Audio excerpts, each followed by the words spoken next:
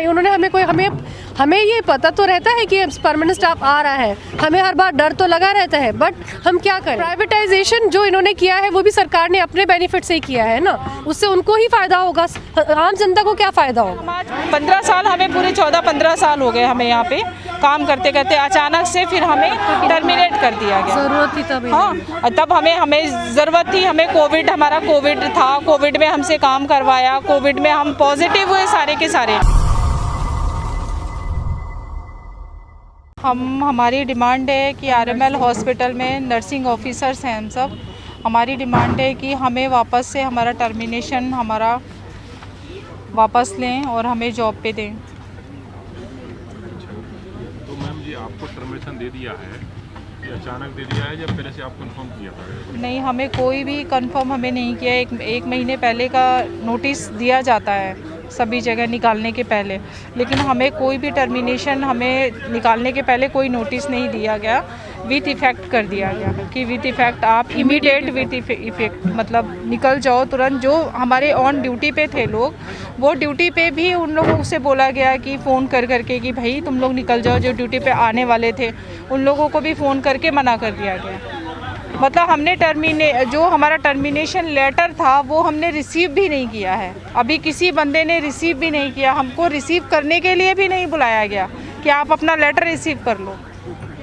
हमें इस तरीके से फ़ोन पे ही हमें फ़ोन पे ही कॉल करके जो है इन्फॉर्म कर दिया गया कि आप अपना लेटर मतलब आपको टर्मिनेट कर दिया गया है, और हमें लेटर को रिसीव करने के लिए भी इन्फॉर्म नहीं किया कि भाई आ जाओ, भाई ले जाओ, एक महीने पहले कोई नोटिस देते हैं, ऐसा हमारे साथ में ऐसा कुछ नहीं किया। कब से काम कर रहे थे? हम 2009 से हमने ज्वाइन किया था, 2009 से अभी तक हम काम कर रहे थे। 15 तारीख को हमें 15 दिसंबर को हमें टर्मिनेट कर दिया गया इमीडिएट। हम ऑन ड्यूटी पे थे हम 15 तारीख को ऑन ड्यूटी पे लोग थे, उनको मॉर्निंग ड्यूटी करके सब चले गए, इवनिंग ड्यूटी में जो था उनको बोल दिया गया फ़ोन करके कि भाई नहीं आना है ड्यूटी पे करके, उनको निकाल दिया गया। हमें पूरे 14 साल हो गए यहाँ पे काम करते हुए, 15वां साल हमें लग रहा है। 14-15 साल से आप काम कर रहे थे, इस बीच में आपको कभी ऐसा नहीं लगा कि हमें हटाएंगे, कुछ ऐसा हमारे साथ कभी हुआ ही नहीं, वरना हम अपनी जॉब को सिक्योर करके कहीं और जॉब फॉर्म भरते, इतनी बार हमने से एग्ज़ाम कंडक्ट कराते है ना। जब हमारे पास हमारी एज थी तब हम उस टाइम हम सोचते कि भाई चलो, सोचते हैं सब कि भाई चलो और फॉर्म भर दिया जाए, है ना, कि भाई हमारी एज है, लेकिन ऐसा हमें कुछ दिखाया ही नहीं गया कि भाई तुम्हारे कभी निकाल दिए जाओगे या कुछ करेंगे।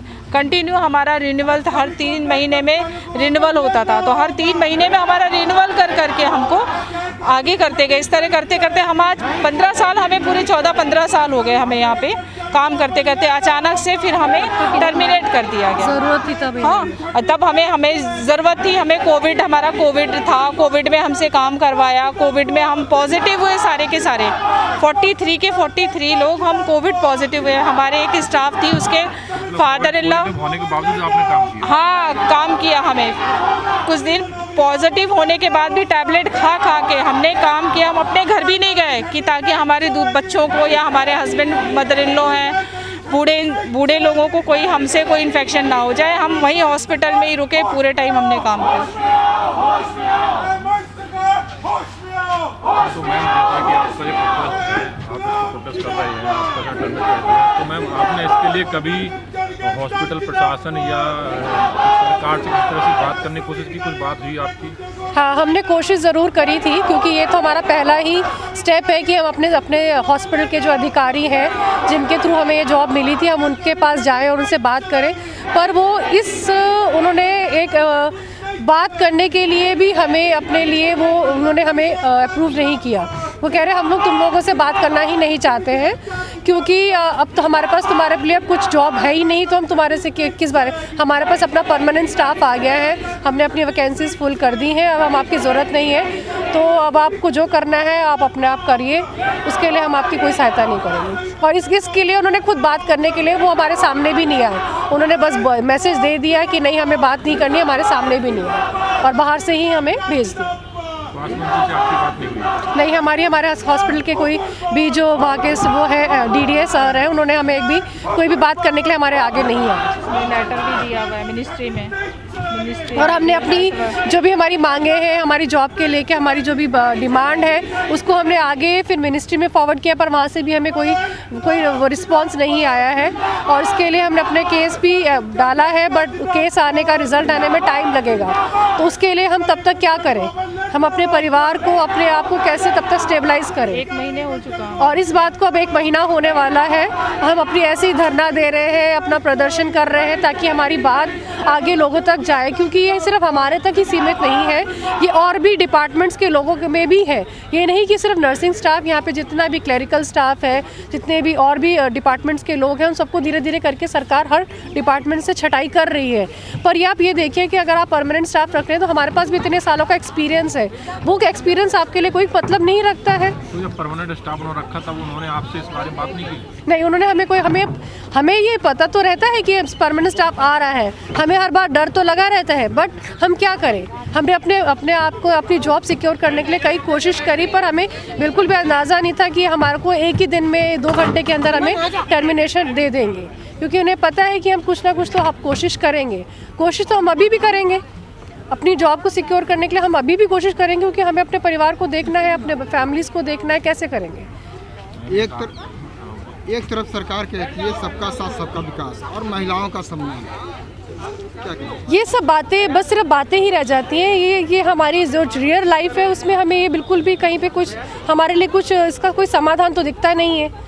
जितनी भी लेडीज़ हैं सब ने अपने प्रॉपर नर्सिंग कोर्सेज करे हैं और सबका पूरा एक्सपीरियंस दिया है, उस चीज़ों को उन्होंने अपनी लाइफ में शो किया है, पर वो उस तरह से हमें उसका कोई बेनिफिट ही नहीं मिला। आज वो चीज़ हमें लाके उन्होंने यहाँ पर सड़कों पे खड़ा कर दिया ताकि हम सड़कों पे जाके हम बताएं कि हम क्या करते थे। सरकार तो जानती है, सरकार ने देखा है कोविड में सरकार ने हमारे लिए ही ये सब किया था, पर अब वो सरकार हमारे लिए कुछ नहीं कर रही है। कोविड में जैसे ये लोग 5 किलो राशन फ्री दिए थे जनता को, और फिर अब जो है 2024 तक 5 किलो राशन 80 करोड़ जनता को ये लोग फ्री देंगे। नहीं, ऐसा तो हमें कुछ इसके बारे में कोई जानकारी नहीं है कि भैया ऐसे देंगे, पर आप ये सब ना दे के आप नौकरी दे दो इंसान, तो वो खुद ही कमा के ये सब खरीद सकता है। बेस प्राइवेटाइजेशन जो इन्होंने किया है वो भी सरकार ने अपने बेनिफिट से ही किया है ना, उससे उनको ही फ़ायदा होगा, आम जनता को क्या फ़ायदा होगा? इंसान का जितना कमा रहा है उतना खा रहा है, उससे ज़्यादा तो इन्होंने कोई कमाई का सोर्स नहीं है हमारे पास। हमारी कमाई का सोर्स हमारी नौकरियां ही है ना, ना हम उससे हम कोई एक्स्ट्रा पैसा कमा रहे हैं, जितना इन्होंने दे रहे हैं उतना हम ले रहे हैं। प्राइवेटाइजेशन करने के बाद सरकार को ही तो फ़ायदा हो रहा है। हर जगह से ये प्राइवेट स्टाफ उठाते हैं, अपना काम करा लेते हैं, जब ज़रूरत है तब रखते हैं, उसके बाद निकाल देते हैं। प्राइवेट का ठेके से देते हैं, ठेके से इनकम होती है, ठेके से खाते हैं। सवाल है, अगर आपकी मांगों को सरकार नहीं मानती तो आपका अगला स्टेप क्या होगा? देखो, सरकार ये बात तो हमें जहाँ तक हमें दिखता है अभी तक तो कुछ हमें कोई दिख नहीं रहा है कि सरकार हमारी बात मानेगी या नहीं मानेगी। हमारा काम है हमें सरकार, क्योंकि ये सरकार भी तो हमारे से ही तो बना ये भी सरकार है। अगर सरकार हमारी बात नहीं मानती है तो लोग यही करेंगे कि दूसरी जगहों पर जाके जहाँ जाके प्रोटेस्ट करेंगे। सिर्फ हम ही लोग नहीं, और भी तो लोग हैं। हमारी ही सुनवाई नहीं और जगह की भी सुनवाई नहीं है। सरकार अगर हमारी बात नहीं सुनेगी तो हम किसको सुनाएंगे, बताओ? जैसा कि मैं देख रहा था सुबह उधर केरला की कुछ नर्सें थी, सुबह केरला से आए थे, वो लोग इधर प्रोटेस्ट कर रहे थे।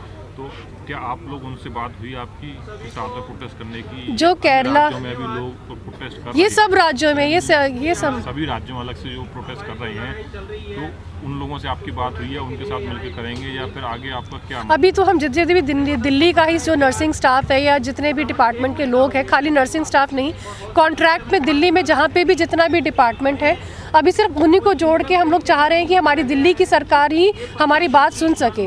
बाकी राज्यों की जो समस्याएं हैं वो तो सब राज्यों में है और धीरे धीरे और राज्यों में भी जाएगी। इस माध्यम से हम यही दिखाना चाह रहे हैं कि ये सिर्फ दिल्ली की समस्या नहीं है, ये सब राज्यों की समस्या है।